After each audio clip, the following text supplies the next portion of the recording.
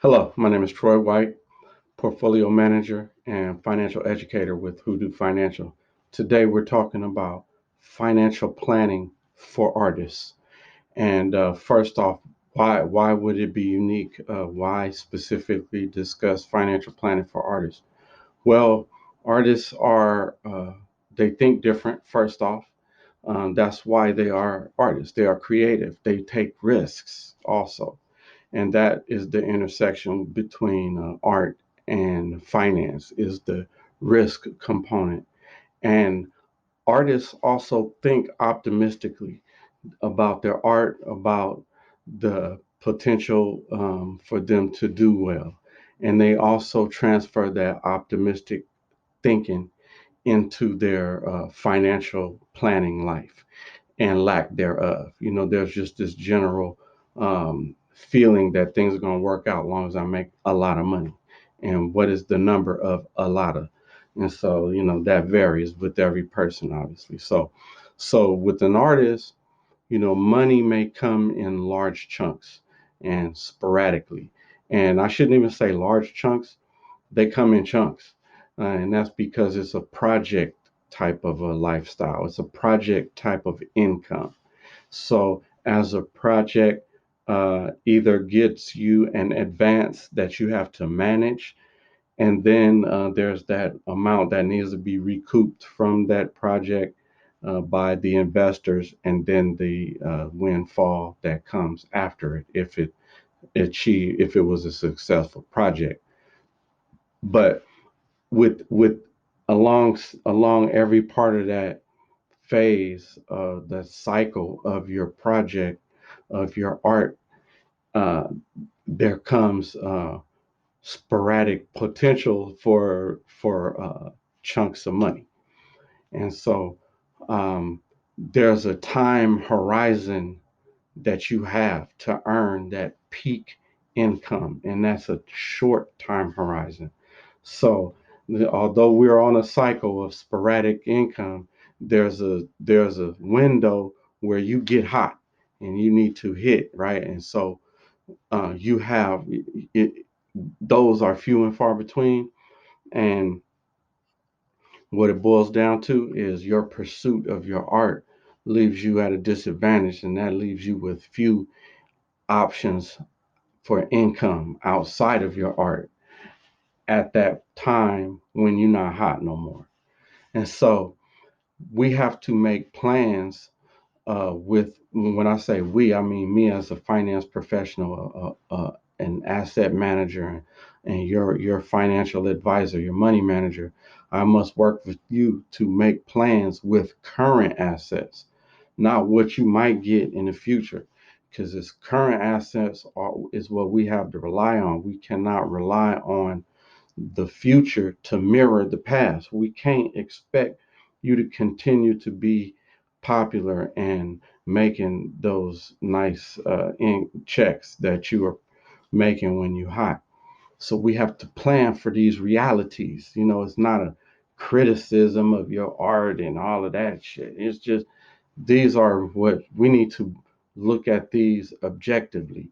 And so, as far and as long as you can extend your career, even better, then we're going to continue to do better, right?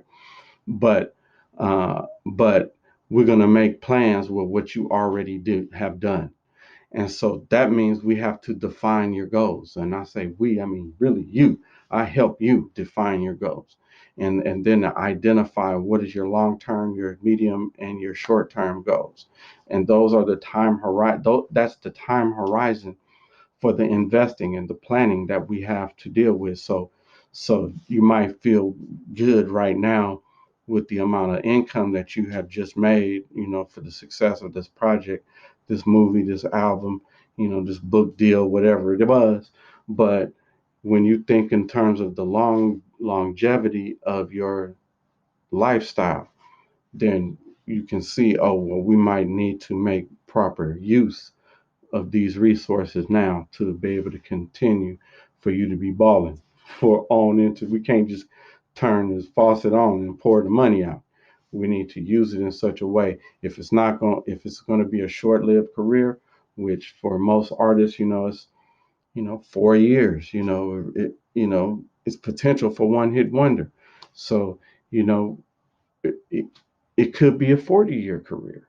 It could be 4 years, it could be 40, it could be 10.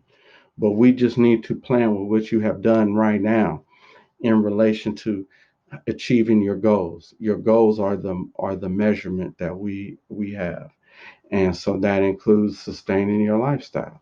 So, there's answers for this, but we have to face those realities. And so, and that means we're going to assess your current financial position. Where are you at right now? You say you want this, but how this thing being your financial goals, well, we have to identify where we're starting from. And so we start from there, and then we can identify where it's going to take. How close are we on a trajectory to achieving your lifelong goals? And then where are the gaps, what we need to do to fill in the gaps. And now oh, okay, I got to go do some more shows, or I got to go do another album, or I got to do another movie to achieve my goals. And so that's implementing the strategy. With the dollars you have, position your assets according to what's going to properly achieve your goals. That's called asset allocation. We need to, and so that's part of implementing the strategy. Making sure you're not all invested in jewelry. You got to invest in stocks, bonds, ETFs, real estate, cryptocurrencies, whatever the case may be, to fit your personal circumstances and desires and goals for you and your family. And artists face uh, a lot of circumstances that are unique. So we need to monitor your plan on a regular basis. Your income could cease. Where after we thought things were going good, you could buy the bigger house. Then the movie gets canceled. That changes the game, right? So we need to be able to adjust the plan accordingly. But also, artists face some other unique challenges, and that's unique pressures.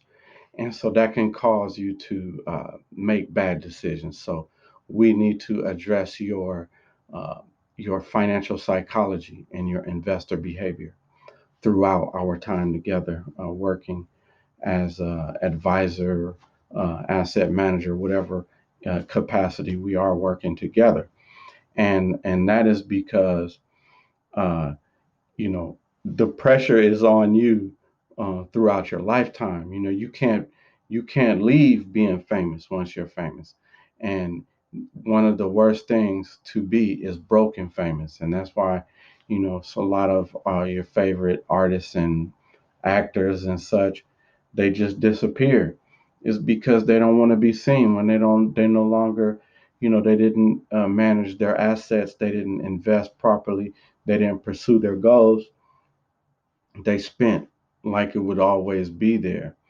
And so now, as they have to be the checkout guy and the gardener, the fireman, or the all the regular jobs that are commendable for us as regular people, they can't be caught being the famous person doing these regular things. It's expected that since you are on television, or since you are on the internet, or since you are on tour, or you have a record, or somehow have some popularity and fame, you should be rich. That's basically what it boils down to. So, you working with artists that's one of the things we have to address and face. And so, being an artist myself, I understand that, and so I work with artists in from that angle, and how to avoid the starving artist trap. We don't want to become a starving artist in the beginning or the end. So we don't want you and you as a client, you don't want to live perpetually broke trying to chase after your art, selling your paintings, getting a record deal, getting this album finished, getting this book finished, getting this movie made, getting this documentary done. All these type of things can keep you just broke for a lifetime, and without properly uh, utilizing the procedures and the methodologies that will allow you to even get your project completed, and then take care of you personally so that you don't live a broke life. Part your art is important, but living comfortably is important as well.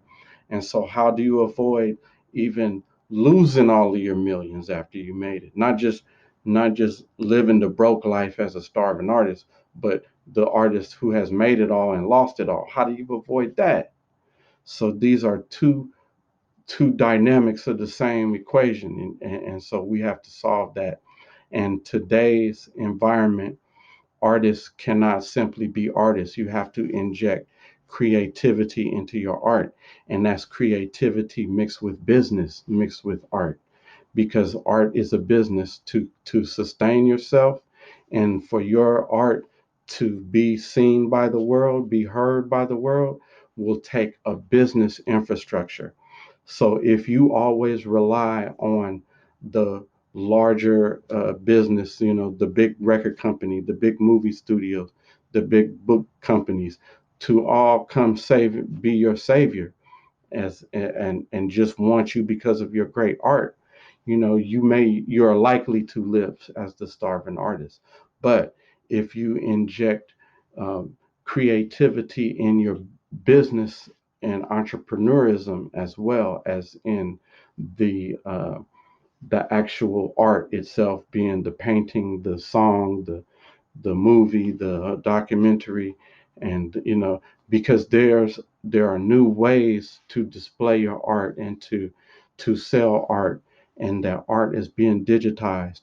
So it is imperative that you become an entrepreneur and learn the ways of entrepreneurship in today's online environment, today's digitized economy, and how that incorporates you as an artist and your financial planning personally and as your art business. So, all right, I'm gonna cut it there, and we'll talk more on this topic in the lessons to follow. Thanks for listening. Holla.